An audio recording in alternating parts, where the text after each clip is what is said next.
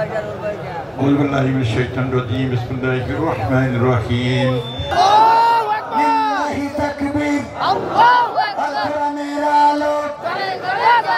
রফিকুল ইসলাম মাদানীর আগমন যশোরবাসীর পক্ষ থেকে খুলনাবাসীর পক্ষ থেকে তৌহিদি জনতার পক্ষ থেকে আকিম ফাউন্ডেশনের পক্ষ থেকে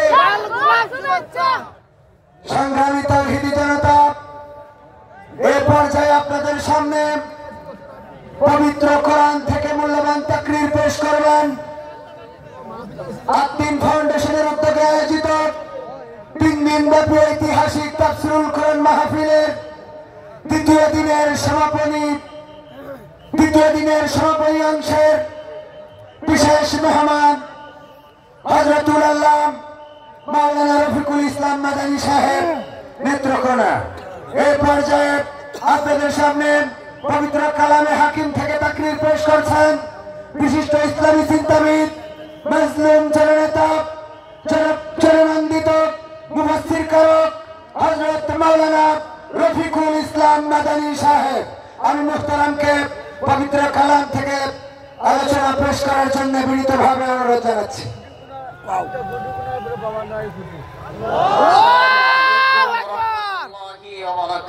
وعليكم السلام ورحمة الله وبركاته. إن الحمد لله نحمده ونستعينه ونستغفره ونؤمن به ونتوكل عليه ونعوذ بالله من شرور أنفسنا ومن سيئات أعمالنا من يهده الله فلا مضل له ومن يضلل فلا هادي له ونشهد أن لا إله إلا الله وحده لا شريك له. أما بعد فأعوذ بالله من الشيطان الرجيم. الله أكبر. بسم الله الرحمن الرحيم. وما لكم لا تقاتلون في سبيل الله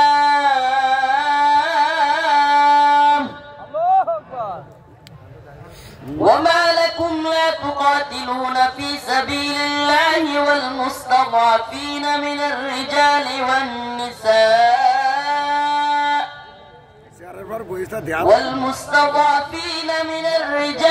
والنساء والولدان الذين يقولون ربنا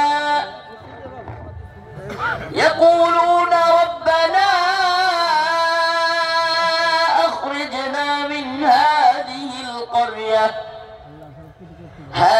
القرية الظالم أهلها واجعل لنا من لدنك وليا واجعل لنا من لدنك نصيرا.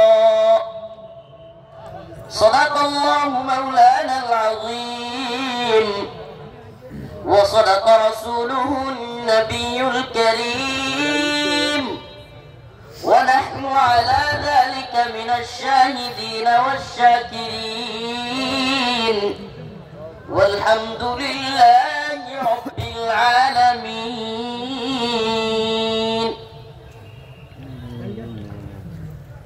সকলে একটু দরুদ শরীফ পড়ি। اللهم صل على محمد وعلى آل محمد كما صليت على إبراهيم وعلى آل إبراهيم إنك حميد مجيد.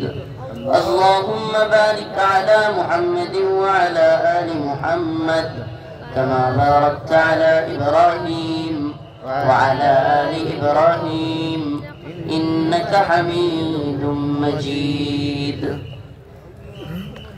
আদ্দিন ফাউন্ডেশন কর্তৃক আয়োজিত আজকের এই ব্যতিক্রম ধর্মী ঐতিহাসিক তাফসীরুল কোরআন মাহফিলের সম্মানিত উলামায়ে কেরাম, মুরব্বিয়ান ইযাম, আমার প্রিয় যুবক ভাইরা, স্নেহের ছোট ভাইরা, পর্দানিশীন শ্রদ্ধেয় মা ও বোনেরা, আল্লাহ রাব্বুল আলামিনের দরবারে অসংখ্য অগণিত শুকরিয়া যে মহান রব্বুল আলামিন আপনাকে আমাকে কোরআন সুন্নাহ এর কিছু কথা বলবার এবং শুনবার জন্য এত সুন্দর একটা ব্যবস্থাপনা করে দিয়েছেন। সেজন্য প্রথমেই রব্বে কাবার দরবারে শুকরিয়া আদায় করে স্বতঃস্ফূর্ত আওয়াজ করে বলে আলহামদুলিল্লাহ। উপস্থিতি আমি প্রথমে আন্তরিকভাবে জাযাকুমুল্লাহ এবং আন্তরিকভাবে অন্তরের অন্তঃস্থল থেকে কৃতজ্ঞতা জ্ঞাপন করছি, শুকরিয়া আদায় করছি এবং বিশেষ করে আন্তরিকভাবে মুবারকবাদ জানাচ্ছি আমার প্রিয় আঙ্কেল আদ্দিন ফাউন্ডেশনের মহিউদ্দিন আঙ্কেলকে, যিনি এই ব্যতিক্রমধর্মী সুন্দর এক আয়োজন যশোরবাসীকে বলতে গেলে বাংলাদেশকে উপহার দিয়েছেন। প্রিয় যশোরবাসী, আসলে আমি কি বলবো, আমি আমার নিজের ডকুমেন্টারি এখানে দেখে আমার আব্বার কথা মনে পড়ে যায়। আমার বাবা চলে গিয়েছেন দীর্ঘ অনেক দিন আগে, আমি যখন হেফজখানায় পড়ি। তো আজকে যখন এই ডকুমেন্টারিতে আমার বাবার কথা চলে আসে, আমি আমার চোখে পানি রাখতে পারি নাই। আল্লাহ পাক তাদের এই আয়োজনকে কবুল করুন বলেন আমিন। প্রিয় উপস্থিতি, আমি আজকে আপনাদের সামনে নিপীড়িত নির্যাতিত মুসলিম উম্মার পক্ষ থেকে কিছু কথা বলবার চেষ্টা করব। আজ পৃথিবীর দিকে দিকে তাকালেই দেখা যাবে মুসলিমরা নির্যাতিত এবং নিপীড়িত। ইসরায়েলে সর্বশেষ ফিলিস্তিনের গাজার মুসলমানদের জন্য যে হসপিটাল ছিল, সেই হসপিটালটাকেও ইসরায়েলের বর্বর হানাদার বাহিনী বোমা ফেলে বোমার আঘাতে সেই হসপিটালকে ঘুরিয়ে দিয়েছে। চিৎকার করে ফিলিস্তিনের মুসলমানরা চিকিৎসার জন্য চিৎকার করে দিক ছুটোছুটি করছে। ইসরায়েলে গ্রেট ইসরায়েল রাষ্ট্র গঠন করবার জন্য মুসলমানদেরকে তাড়িয়ে এক মহাযজ্ঞ, এক মহাআয়োজন তারা তৈরি করেছে। গ্রেট ইসরায়েল তৈরি করবে। আপনি যদি ভারতবর্ষের দিকে তাকান, পুরো ভারতবর্ষে হিন্দুত্ববাদী ব্রাহ্মণ্যবাদী তাগুতি শক্তি ইসলাম এবং মুসলমানদেরকে মূলোৎপাটন করে ইসলাম এবং মুসলমানদেরকে তাড়িয়ে দিয়ে এই উপমহাদেশে অখণ্ড ভারত তৈরি করবার এক নীল নকশা, এক মহা আয়োজন তৈরি করে বসে আছে। আজকের আয়োজন এটা হয়ে যাবে, আজকের লক্ষ লক্ষ মানুষের জবাব এটা হয়ে যাবে যদি নির্যাতিত নিপীড়িত মুসলিম উম্মার পক্ষে এই কারণ এই কাজটা আমরা যদি কাজে লাগাতে ব্যর্থ হই, খোদার কসম করে বলি, খোদার কসম করে বলি, এই দশটি এই দশটা এই দশটা কোনো কাজে আসবে না যদি আমরা নির্যাতিত নিপীড়িত মুসলিম উম্মার পক্ষে দাঁড়াতে ব্যর্থ হই।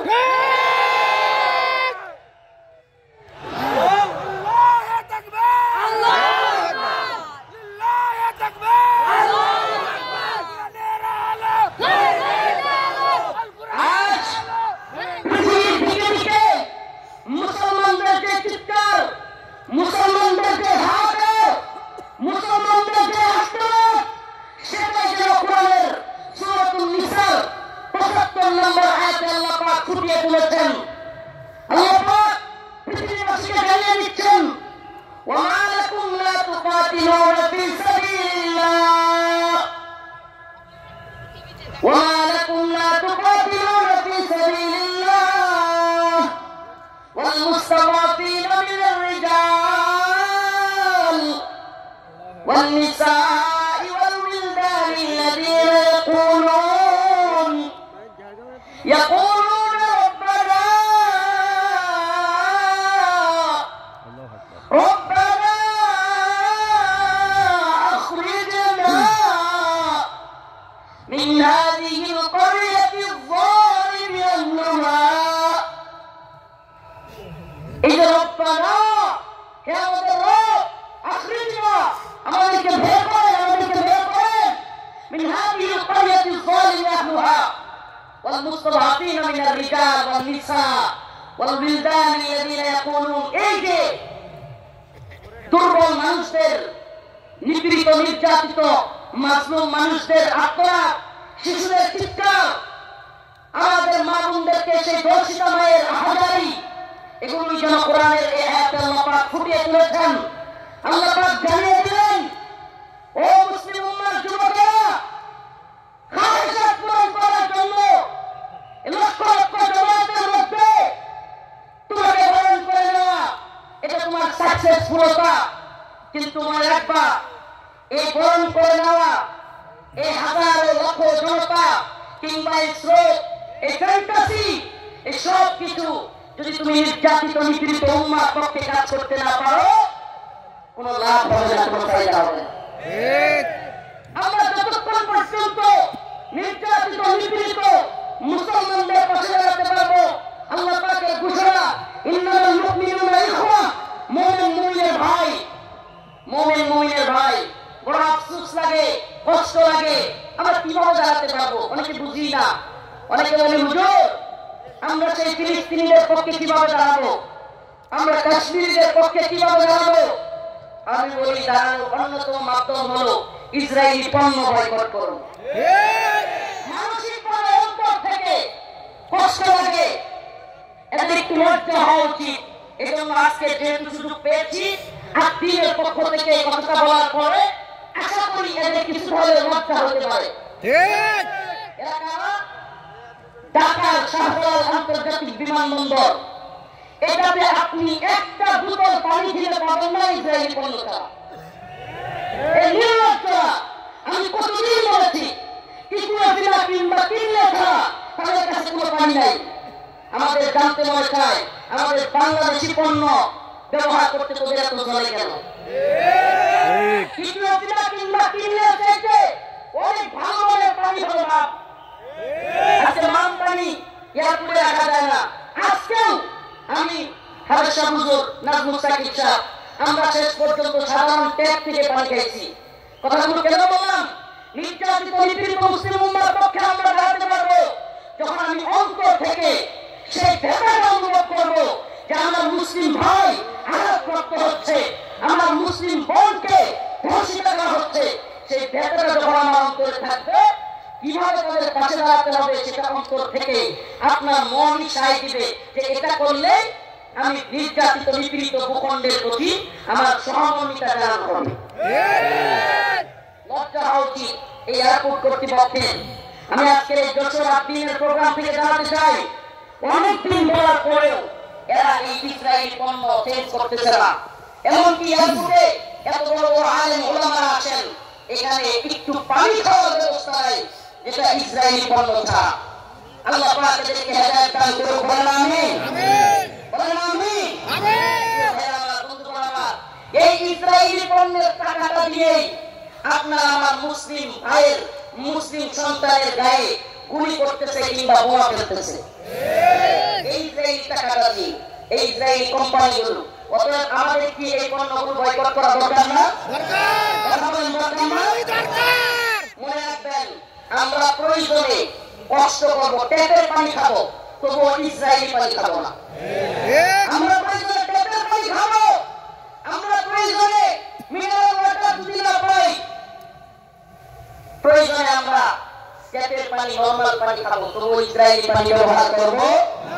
এটা একটা উদাহরণ দেওয়ার জন্য বললাম, কিন্তু এমন অনেক সিস্টেম আছে। ও ভাই, তাহাজ্জুদের সময় নামাজের পরে নির্যাতিত নিপীড়িত উম্মার জন্য, মাসলুমদের জন্য দোয়া করা। ও মুসলিম উম্মা, চিন্তা করে একবার দেখুন, আজকে ফিলিস্তিনের যে অবস্থা, ছোট্ট শিশুকে তার বাবা তার সামনে ছটফট করতেছে, তার ছোট্ট শিশু দৌড়াচ্ছে, কাতরাচ্ছে, ছটফট করতেছে, অথচ বাবা চিকিৎসা দিতে পারতেছে না। এখন ভাবুন না, নিজের সন্তানকে ওই জায়গায় রাখুন, আপনি বাবা হিসেবে আপনার অন্তরটা কেমন লাগবে? আজকে কাশ্মীরের অবস্থা দেখুন, এই ভারতীয় বাহিনী, এই হিন্দুত্ববাদী তাগুতি শক্তি, এই জালেমরা এখন আমাদেরকে হুমকি দেয়, এখন আমাদের গায়ে একটু লাগছে। কিন্তু আপনি কি জানেন, বিশ্বের বড় বড় মিডিয়ার তথ্য অনুযায়ী, রিপোর্ট অনুযায়ী, এটা আমাদের কথা নয়, বিশ্বের বড় বড় মিডিয়ার রিপোর্ট অনুযায়ী এক কাশ্মীরে 10,000 আমাদের মা বোনদেরকে ধর্ষণ করা হয়েছে। কয় হাজার? কথা বলেন না, কয় হাজার? 10,000 আমার আপনার মা বোনকে ধর্ষণ করা হয়েছে এক কাশ্মীরের মধ্যে। প্রিয় মুসলিম উম্মাহ, আল্লাহ মাফ করুক, আজকে কাশ্মীরের পরিস্থিতি যদি আমার দেশের হয়, আমার বাংলাদেশের হয়, কল্পনা করা যায়? বড় উৎপত্তি আছে সীমান্তের ওপারে মুসলিমদেরকে নির্যাতন করার জন্য। সাউন্ড যাচ্ছে না? কি বলতেছে? সাউন্ড যাচ্ছে? আজকে ওরা উৎপেতে আছে সীমান্তের ওপারে, আমাদেরকে হুমকি ধমকি দিচ্ছে হিন্দুত্ববাদী দাদাবাবুরা। আসলে আমি প্রায় প্রোগ্রামে বলে থাকি, বিধর্মীদের হাত ডাক, মুসলিমদের বিরুদ্ধে যারা হাত ডাক দেয়, সেই সমস্ত জুলুম জালিমদের হাত ডাক হলো একটা বেলুনের মতো। কিসের মতো? কিসের মতো? বেলুনের মতো ফটকা। একটা সুইয়া ফুটা করে দিতে পারলে সব শেষ। সুইয়া ফুটা করে দিতে পারলে, একটা ছোট্ট উদাহরণ দিই, তাহলে আরো ভালো বুঝবেন। চট্টগ্রামে আমার ভাই সাইফুল ইসলাম আলীকে শহীদ করে দিল সেনাবাহিনীর উপর, পুলিশের উপর। চিন্ময় দাসকে গ্রেফতার করার কারণে আক্রমণ করলো, কিন্তু যখনই মুসলিমরা চট্টগ্রামে জেগে উঠলো, মুসলিমরা জজবানিয়া ইমানি জোশ নিয়ে রাজপথে নেমে আসলো। আয় সুবহানাল্লাহ, যেই চিন্ময় দাসকে গ্রেফতার করার কারণে, যেই চিন্ময় দাসকে গ্রেফতার করার কারণে হাজার হাজার লোক প্রিজন ব্যান আটকে দিছে, যে চিন্ময় দাসকে গ্রেফতারের কারণে আমাদের এক ভাইকে হত্যা করে ফেলছে, 2-3 দিন যাইতে পারে নাই। ওই যে একটা কথা আছে না, সেনাবাহিনীর কথাটা খুব প্রচলিত হয়েছিল বাংলাদেশে, গোপালগঞ্জেতে সূর্যই উঠেছে, বাকিটা বললাম না। যখনই ওইটা লাগাই দিছে, মুসলিমরাও জায়গা উঠছে।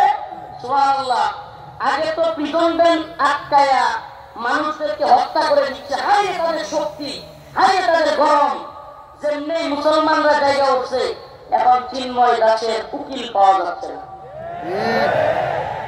চিন্ময় দাসের কি নাই? কথা বলেন না, কি নাই? সুবহানাল্লাহ ওয়া বিহামদিহি, সুবহানাল্লাহ ওয়া বিহামদিহি।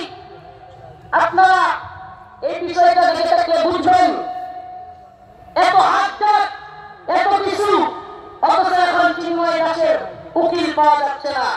এদের হাত ডাক হলো ওই বেলুনের মতো, যদি সুই নিয়ে খালি ফুটা করে দিতে পারেন তাইলেই যথেষ্ট। হিন্দুত্ববাদী নরেন্দ্র মোদীকে বলতে চাই, শত শত আলেমদেরকে শেখ হাসিনা তোমাকে খুশি করার জন্য গ্রেফতার করেছিল, অসংখ্য আলেমদেরকে নির্যাতন করেছিল শেখ হাসিনা মোদীকে খুশি করবার জন্য। কিন্তু আমরা জানতে চাই, শেষ পর্যন্ত মোদী কি হাসিনাকে টিকায় রাখতে পারছে? কারণ এদের হাতটা এটা বেলুনের মতো, মুসলমানরা জায়গা গেলে পৃথিবীতে কোনো জালেম টিকতে পারে নাই। শুধু জালেম হাসিনা যায় নাই, আল্লাহ পাক হাসিনাকে পালায়া যাওয়াদের রোল মডেল বানাইছে। হাসিনারে কি বানাইছে আল্লাহ? পালায়া যাওয়াদের রোল মডেল। বাশার আল আসাদ পালাইছে, মিডিয়ার নিউজ বলতেছে হাসিনা যেমন শেষ 40 মিনিটের একটা ভিডিও বার্তা দিতে চাইছিল, বাশারও নাকি বার্তা দিতে চাইছিল, দিতে পারেনি। মানে রোল মডেল হয়ে গেছে না হাসিনা। এখন পালায়া যাওয়াদের কি রোল মডেল। এখন কেউ পালায় গেলে সবাই বলতে হাসিনা মডেলে পালাইছে। কোন মডেলে? কথা বলেন না, কোন মডেলে? আফসোস লাগে, পরিতাপের বিষয়, কষ্টের বিষয়। অনেকে হয়তো আমার মতো আপনারাও চিন্তা করেন, হাজার হাজার মানুষকে গুলি করে মারলো, ছাত্রদেরকে গুলি করলো, স্কুলের মাদ্রাসার ছাত্রদেরকে গুলি করলো, হেলিকপ্টার থেকে গুলি করলো, এদেশের সর্বধর্মশ্রদ্ধ আলেমদেরকে কারাগারে নিয়ে বন্দী করলো, রিমান্ডের নামে নির্যাতন করলো, জুলুম করলো। গতকালকে যে আলেম এখানে আলোচনা করে গিয়েছেন, শেখুল হাদিসের সন্তান আল্লামা মামুনুল হক দাওয়াত বারাকাতুহুকে দাড়ি ধরে টানাটানি করলো। এদেশের সর্বশ্রদ্ধ বুজুর্গ আলেম, সকলের শ্রদ্ধেয় মানুষ আল্লামা সাইয়্যিদ রাহিমাহুল্লাহকে কারাগার থেকে হত্যা করে বাহির করলো। এত কিছুর পরেও এই নেত্রী আর এই দলের পক্ষে মানুষ থাকে। প্রশ্ন আছে না? প্রশ্ন আছে কি আছে না?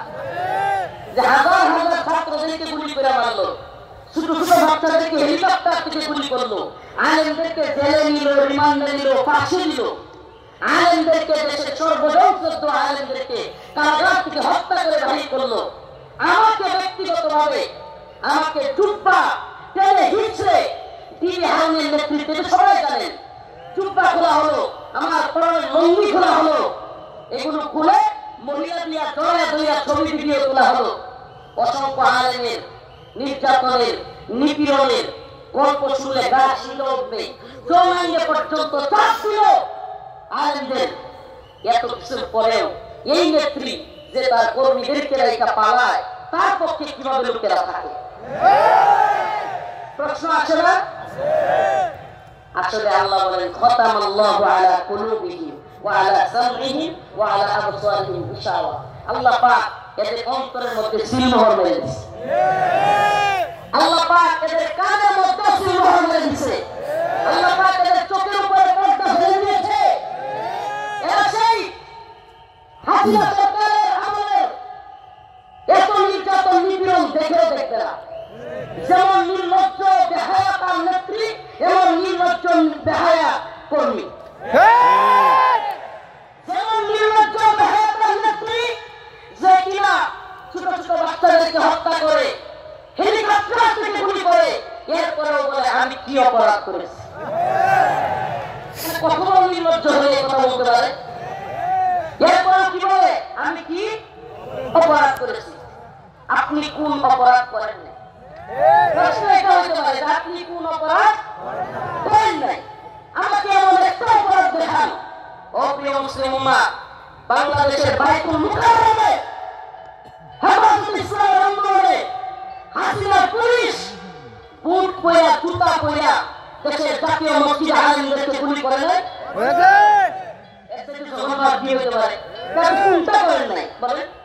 আমাদেরকে তাহাজ্জুদের এই কুরআন তিলাওয়াতের গল্প শোনায়া আপনি কোন হাকামটা করেন?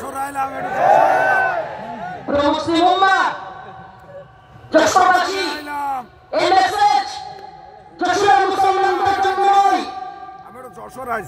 এই মেসেজ আজকের আলোচনা আমার এই দেশবাসীর জন্য। আমি রেখে দিতে চাই, আমি আমার কথাগুলো সবার কাছে পৌঁছে দিতে চাই। ও প্রিয় উম্মাহ, প্রিয় জাতি, আমরা চেয়েছি আমাদের অন্তর থেকে, আমাদের ছাত্ররা, আমাদের শিক্ষকরা, আমাদের কলামিস্ট, বুদ্ধিজীবী, মুফতি, বক্তা, ছাত্র, সকল শ্রেণী পেশার মানুষ, আমরা চেয়েছি আল্লাহ পাক হাসিনাকে এই ভূখণ্ড থেকে, আমাদের উপর থেকে, জুলুম থেকে বাঁচা। আল্লাহ পাক আমাদেরকে বাঁচাইছেন কি বাঁচান নাই? তার মানে আমরা মন থেকে সম্মিলিত ভাবে চাইলে পাওয়া যায়। পাওয়া যায় কি যায় না? বলেন পাওয়া যায় কি যায় না?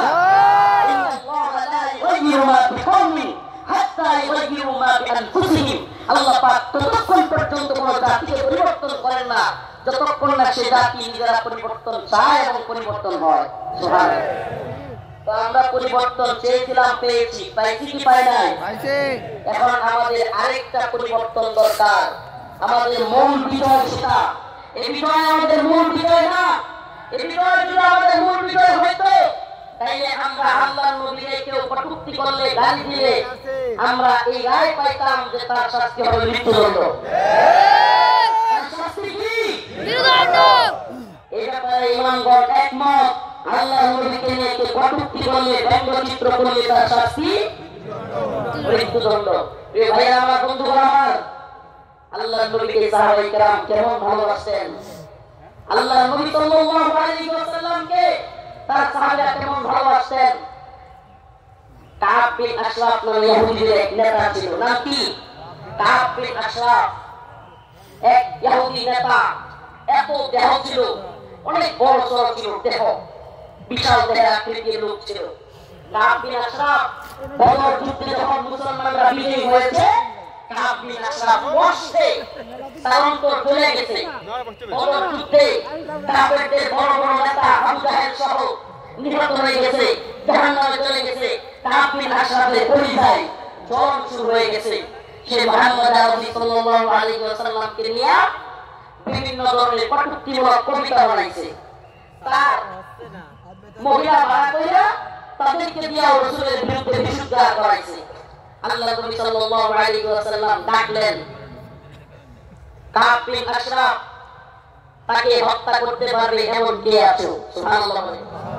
রাসূল সাল্লাল্লাহু আলাইহি ওয়াসাল্লাম নিজে ডাকলেন, হে আমার সাহাবারা, তোমাদের মধ্যে কে আছে কাব বিন আশরাফকে হত্যা করবে? অথচ আমার নবীর ব্যাপারে অনেকে বলে, রাসূল সাল্লাল্লাহু আলাইহি ওয়াসাল্লামকে কি বলে, রাসূল সাল্লাল্লাহু আলাইহি ওয়াসাল্লাম এক গালে মারলে আরেক গাল পাইতে দিতেন। ছোটবেলায় এগুলো শুনতাম, নাউজুবিল্লাহ। রাসূলের এক গালে মারবে আর সাহাবায়ে কেরাম বসে বসে দেখবে। ইসলাম সন্ন্যাসী মার্কা ধর্ম না। ইসলাম সন্ন্যাসী মার্কা, সন্ন্যাসীগিরি, গান্ধীগিরি ইসলাম চলে না। ইসলামের বাণী একবার সুস্পষ্ট, ফায়াকুলুনা ওয়া ইউকতালুন, হয় মারো নাকি মারো। দিনের প্রয়োজনে মারতে হবে ইনশাআল্লাহ। দিনের প্রয়োজনে মারতে হবে, মরতে হবে। মায়ের খাওয়া সুন্নাত, দেওয়া সুন্নাত। আমরা যদি খালি মায়ের খাইতাম, হাসিনা কত হইতো না, মাঝে মাঝে পিটানো দেওয়া লাগতো। যারা জালেমের পক্ষ নিবে, একটা কথা মনে রাখবেন, মুসলমান মেম্বার সম্ভবত হযরত আলী রাদিয়াল্লাহু আনহুর কথা এটা, জালেমদের প্রতি সহানুভূতি দেখানো মাজলুমদের সাথে ঘাটতারি।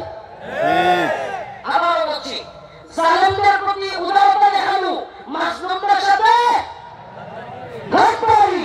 মাজলুমদের সাথে ঘাটতারি করা যাবে যাবে কাব বিন আশরাফ আল্লাহর নবীর নিয়ে কটূক্তি করে। রাসূল সাল্লাল্লাহু আলাইহি ওয়াসাল্লাম বললেন, তোমাদের মধ্যে কে আছে যে কাব বিন আশরাফকে হত্যা করবে?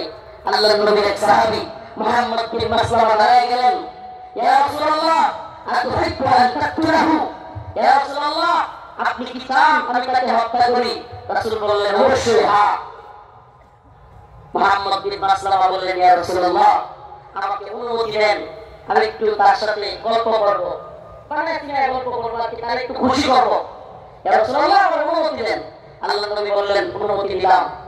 রাসূলুল্লাহ সাল্লাল্লাহু আলাইহি ওয়াসাল্লামের অনুমতি পেয়ে মুহাম্মদ বিন মাসলামা রাদিয়াল্লাহু আনহু কাব বিন আশরাফের কাছে গেলেন।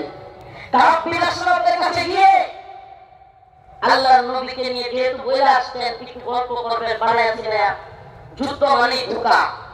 আপনি সবকিছু যুদ্ধের ময়দানে শত্রুর বিরুদ্ধে সব কথা বলে দিয়ে আপনি পারবেন না। যুদ্ধ মানে ধোঁকা, মাঝে মাঝে ধোঁকা দিতে হয়। তো কাব বিন আশরাফ গিয়ে বললেন, আমরা তো মুহাম্মদের নিয়ে খালি যাকাত চাই, খালি যাকাত দিতে হয়, সদকা দিতে হয়, বিপদে আছি মুহাম্মদের নিয়ে, নাউজুবিল্লাহ সাল্লাল্লাহু আলাইহি ওয়াসাল্লাম। রাসূল সাল্লাল্লাহু আলাইহি ওয়াসাল্লামের ব্যাপারে কাব বিন আশরাফকে খুশি করার জন্য কাব খুব খুশি হয়ে গেল। আগে কিন্তু অনুমতি নিয়ে আসছেন, আগেই অনুমতি নিয়ে আসছেন। আল্লাহর নবীর ব্যাপারে বললেন, কাব বিন আশরাফকে, আমরা তো মুহাম্মদের নিয়ে বিপদে আছি সাল্লাল্লাহু আলাইহি ওয়াসাল্লাম, কি সদকা যাকাত দিতে দিতে আমরা শেষ হয়ে যাচ্ছি। কাব কয়, কে আগে কইছিলাম না? খুব খুশি হয়েছে, আগেই তো কইছিলাম। এবার মুহাম্মদ বিন মাসলামা বললেন, তোমার কাছে কিছু কর্জা চাই। কি চাই? কর্জা চাই, আমাদেরকে কিছু খাদ্য দাও। কাব বিন আশরাফ বলল, দিতে পারি, কিন্তু কিছু বন্ধক রাখতে হবে। আল্লাহর নবীর সাহাবী মুহাম্মদ বিন মাসলামা রাদিয়াল্লাহু আনহু আল্লাহর নবীকে বলেছেন, ও পয়গম্বর, ও আমার হাবিব, আমি অবশ্যই কাব বিন আশরাফকে কতল করব, তবে আমাকে অনুমতি দেন, আমি যেন কাব বিন আশরাফের সাথে খুশ গল্প করতে পারি। আল্লাহর নবী বললেন অনুমতি দেওয়া হলো। কাব বিন আশরাফকে মুহাম্মদ বিন মাসলামা রাদিয়াল্লাহু আনহু বললেন, মুহাম্মদ তিনি তো আমাদের কাছ থেকে বেশি বেশি সাদাকা আর যাকাত নিচ্ছেন, এমন অবস্থায় আমরা তো ফতুর হয়ে যাচ্ছি, কি করা? কাব খুব খুশি হয়ে গেল। কাব বলল, আমি তোমাদেরকে বলেছিলাম মুহাম্মদের পিছনে থাকবা না।